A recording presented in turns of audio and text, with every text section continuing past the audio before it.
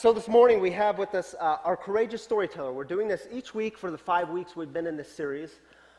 Throwing a little curveball at you this morning because usually we end with this, but we're going to start the sermon time with this.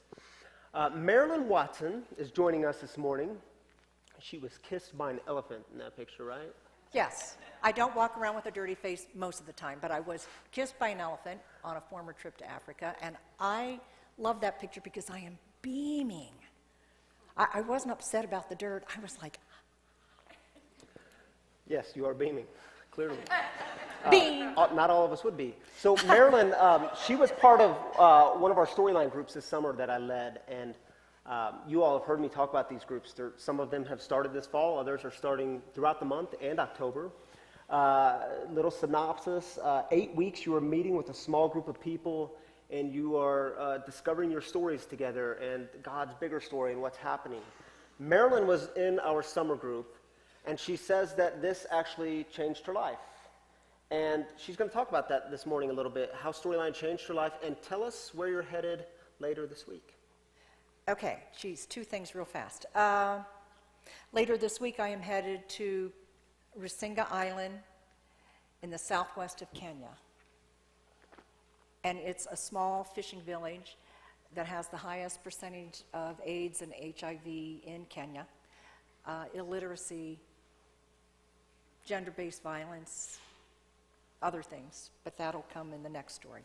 Storyline, it helped me crystallize what I want to do with going to Africa and other places in my life.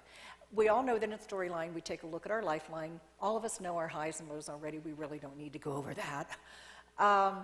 But the fun thing for me was when we then took a look at our roles. We also know our roles. I know I'm a mother and how important that is to me, a friend, a teacher, a volunteer.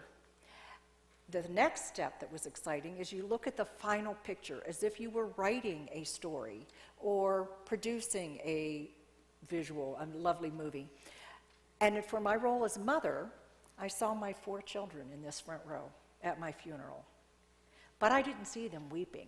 I saw them laughing. And if you knew my kids, you knew they'd be laughing. However, the thing that I saw each of them was gazing up ahead, and each one with a private memory of something that he or she and I did. Not just, oh, geez, Mom was really nice, she baked cookies, because I also don't bake very well. Or that, remember the time Mom took Lily to the skating rink and she actually ice skated around? But that each of them could have a memory. That lad could say, remember when Mom rode on our handlebars in California?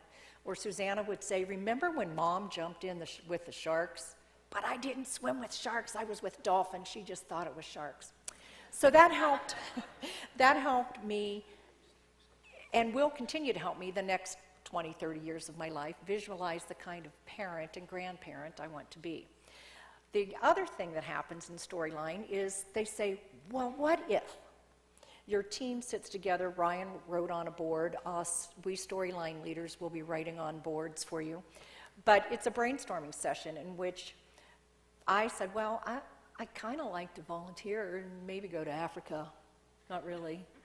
And the group said, what if? What if you did? What if you took all your money out of the bank and went? What if you did write a program for girls to learn to read?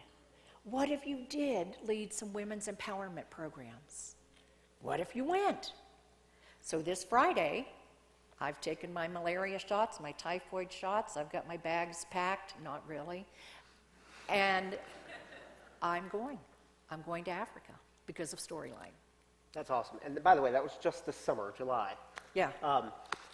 Really quick, tell us, we're talking about the cross this morning and how the cross might shape our story. Tell us how the cross has shaped this story. Ryan recently loaned me a book called The Principles of Mercy, and it was written by a Jesuit priest, and if you know anything about the Jesuits, they're really cerebral, far-thinking. I really enjoyed reading it. But John Sobrino. And he spent a lot of time in El Salvador and was there when the American priests were martyred and murdered, 3 priests and 2 nuns in El Salvador. But he challenged us through the book.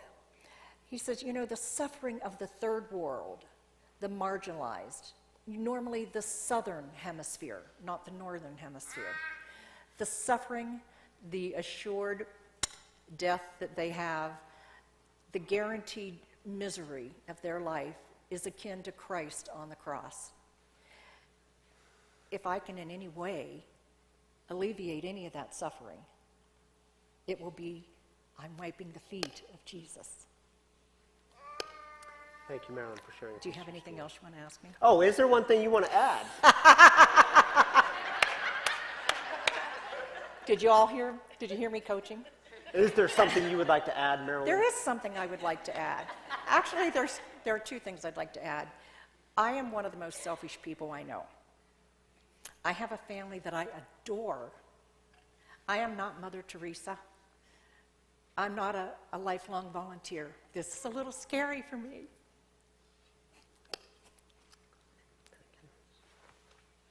Thank you. Got one more. She's got one more. However, I didn't cry the last time just because they're here. Somehow, the director of Project Humanity, with whom I'm going to be working, has heard about Ryan. I don't know how. And he is trying as hard as he can to get Ryan to come next spring. He's going to be, hopefully, with Ryan's help, working with the young men and some of the older men that are having problems with alcohol and addiction and wife beating. And somehow he thinks we can get Ryan to say a word of encouragement. So I would like to ask you to pray for me while I'm gone, but also that we can get him next spring. Okay. Thank you, Ryan. That'd be fun. All right, thank you, thank you.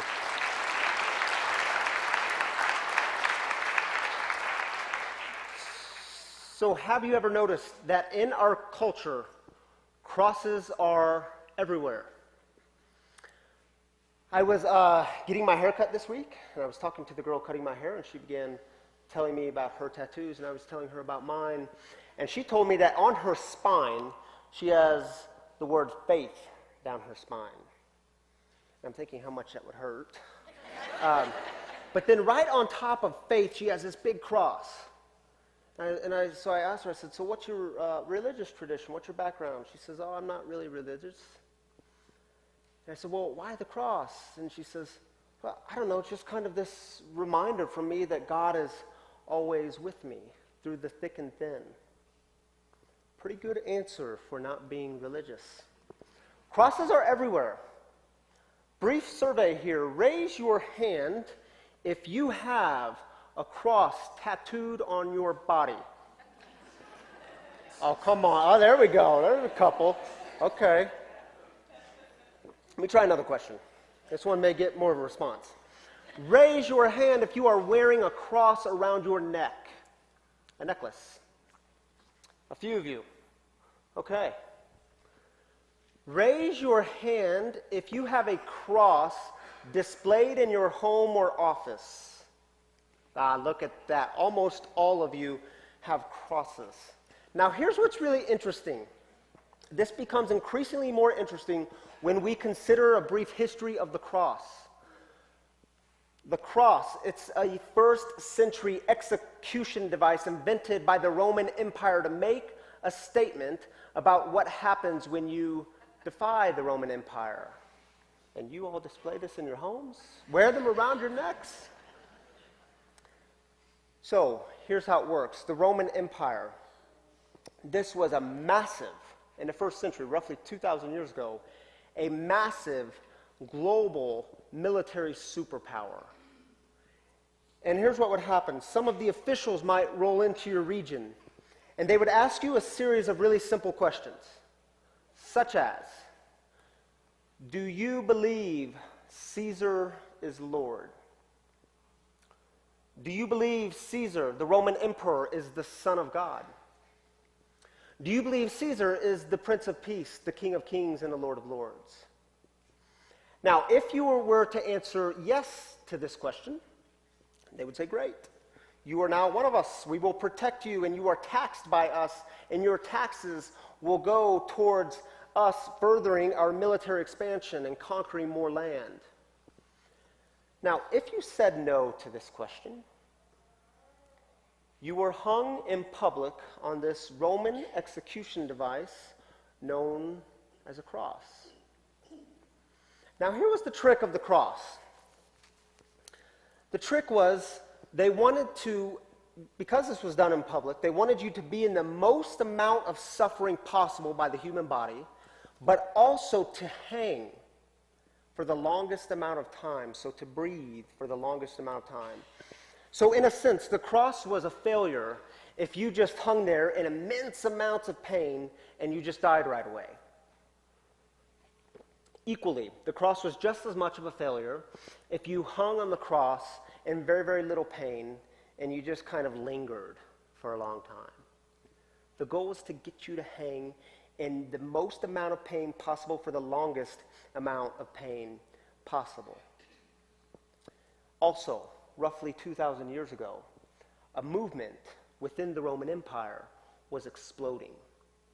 And folks within this movement were saying some really wild things, like this Jesus of Nazareth, this one who walked the way of the cross and who gave up his life on the cross, this was God. In fact, some of the texts translate as, this is God in the fleshness. We now know it as the incarnation. This was God coming down, moving into the neighborhood to be with us, to experience pain and suffering with us. For these early Christians, the heart of the Christian story was the insistence that God wasn't detached or somewhere else, but that God was somehow present right in the midst of the worst kind of human suffering. So, what if the cross has nothing to do with God being angry and you being so bad and God being so full of judgment? But what if in the Christian tradition the cross is the greatest symbol of love that God has for the world? What if the cross is the greatest symbol of solidarity that God has with the world? And I happen to think this is really, really important.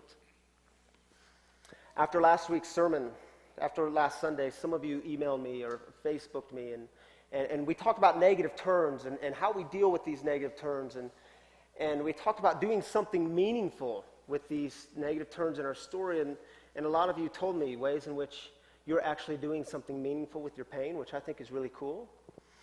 And then I got a couple of more emails, and one of the emails went something like this. She said, I have all the faith in the world. I have confidence that God can transform my pain. But this dark valley of death that I'm walking through right now isn't very fun. And that's why I think the cross is really important. Because I think the cross speaks to exactly that issue. What do we do with the pain, the tragedy, the darkness, the death right now? And I also get it. There are all kinds of problems with the cross. Because you bring all sorts of things to the table. And maybe as children, maybe you were given this idea, these really weird conceptions about God. And you were told things like you are so bad. Like even before you were born, you were so full of sin. And God just can't stand looking at you. And God is so angry. And so the only reasonable response to this is someone's got to die for this. Someone has got to pay the price. And the price is their life.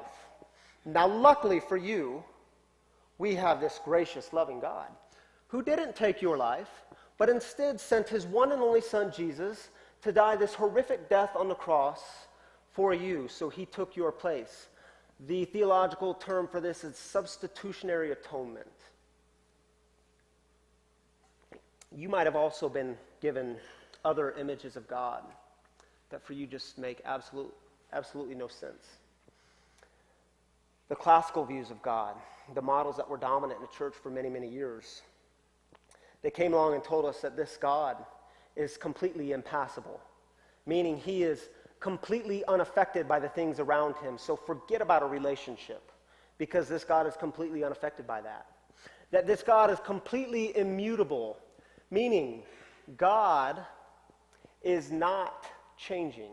This God never changes his mind on anything. So again, forget a relationship. That's a pretty crummy relationship. This God is atemporal, meaning this God is not affected by time. This is kind of limitless. And I don't know about you, but this kind of God is pretty hard to relate to. In fact, I have nothing in common. I have nothing to say to this God. And what's happened is so many people just said, you know what, if that's like what this God thing is all about, just kind of forget it. I don't need it. It doesn't make sense. Like this God, he's just so full of anger. Like this God needs, he needs counseling. He needs therapy. Like he's like the dad who had bad things happen to him in his past and he hasn't worked it out and he's taking it out on everyone else around him. I don't want anything to do with this God.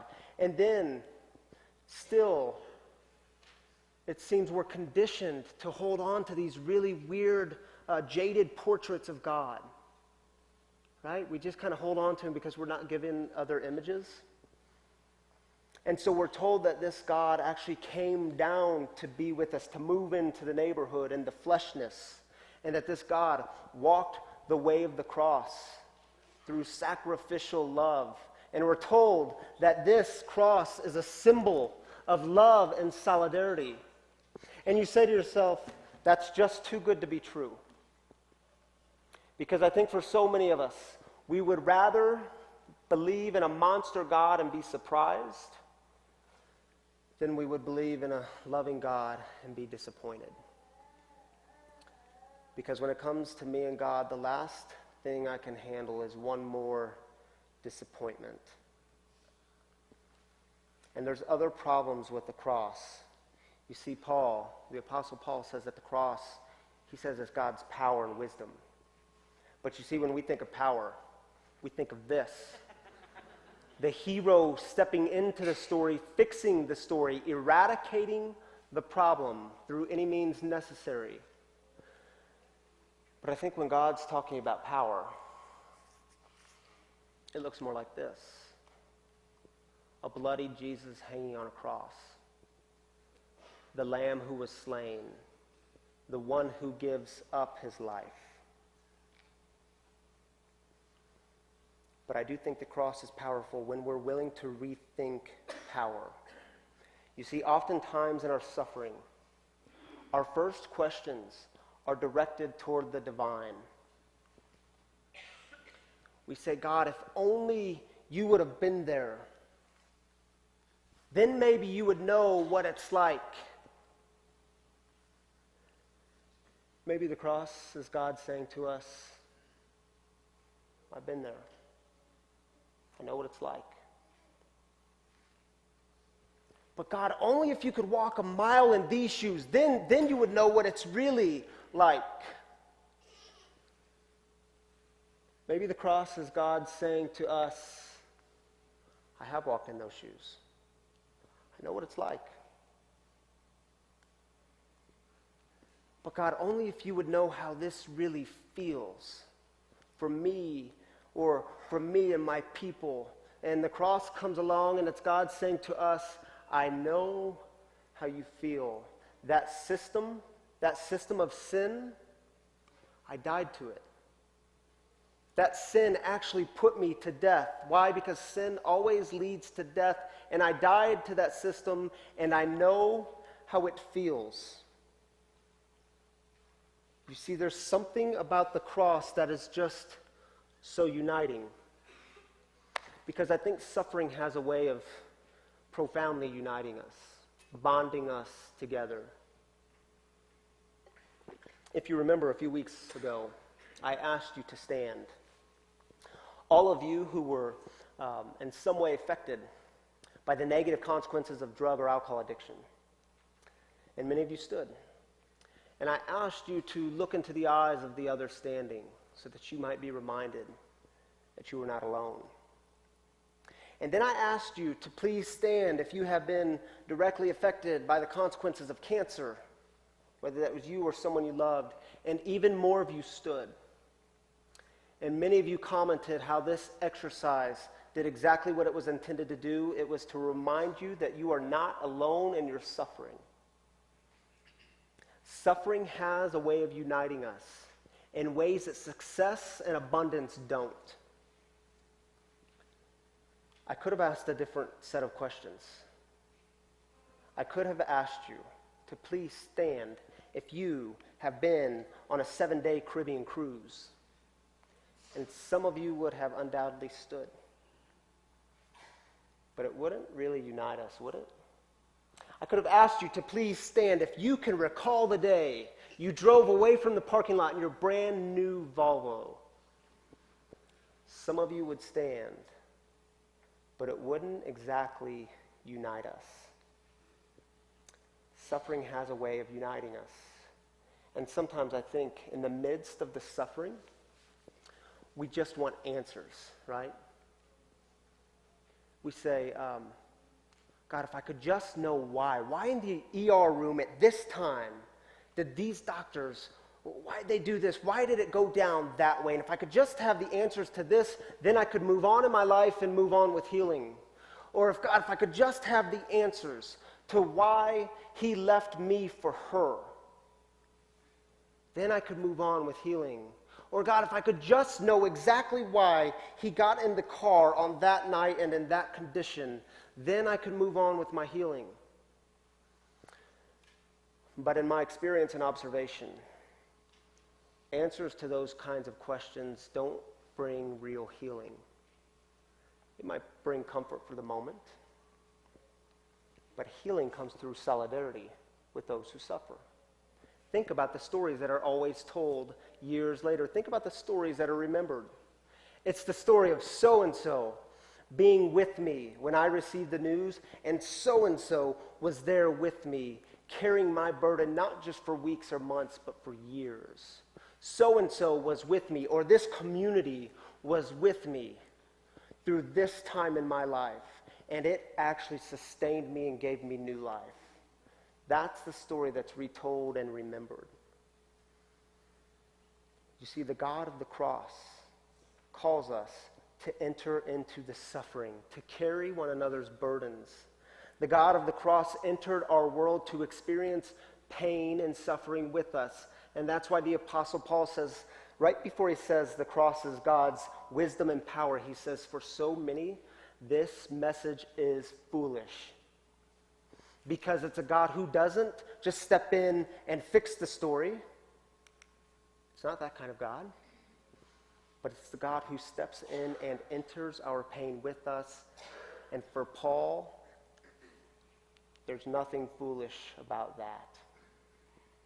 So here's how he says it in Philippians to the early church. He quotes this early hymn. This was a well-known hymn in the Christian movement in the first century. And here's how it goes. Adopt the attitude that was in Christ Jesus. Though he was in the form of God, he did not consider being equal with God something to exploit. But he emptied himself by taking the form of a slave, by becoming like human beings. When he found, by the way, that's the incarnation. When he found himself in the form of a human, he humbled himself by becoming obedient to the point of death, even death on a cross. Therefore, God highly honored him and gave him a name above all names, so that at the name of Jesus, everyone in heaven, on earth, and under the earth might bow and every tongue confess that Jesus Christ is Lord, not Caesar. It's what made this movement so radical, to the glory of God the Father. What else made this movement so radical was God going to the cross and God giving us this really powerful, wise, loving message. I will never, ever, ever give up on you. I will never, ever, ever give up on the world. And when we walk the way of the cross, we join God in saying, and we won't give up either.